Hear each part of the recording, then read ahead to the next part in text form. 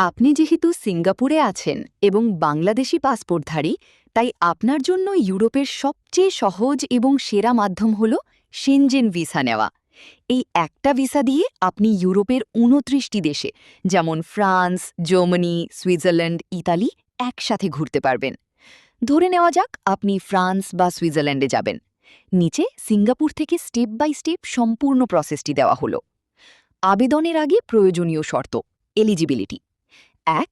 আপনার বাংলাদেশি পাসপোর্টের মেয়াদ কমপক্ষে ৩ মাস থাকতে হবে। স্টেপ 2, প্রয়োজনীয় কাগজপত্র জোগাড় করা।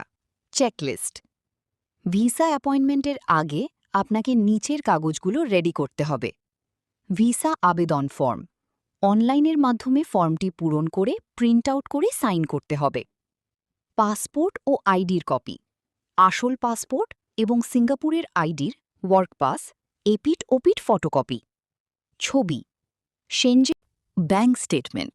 সিঙ্গাপুরের ব্যাংক অ্যাকাউন্টের শেষ ৩ মাসের স্টেটমেন্ট, যাতে পর্যাপ্ত ব্যালেন্স বা টাকা থাকে।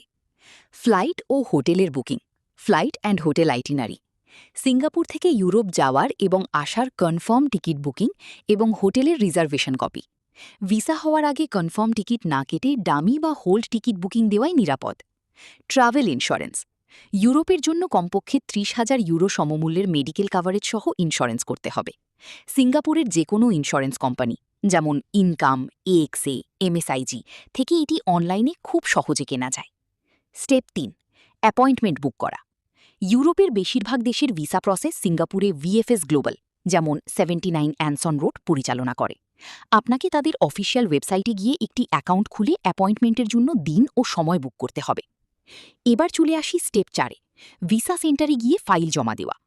নির্ধারিত দিনে ও সময় সব কাগজ। অনুগ্রহ করে চ্যানেলটি সাবস্ক্রাইব করে দিন। নাকি রাগ করলেন?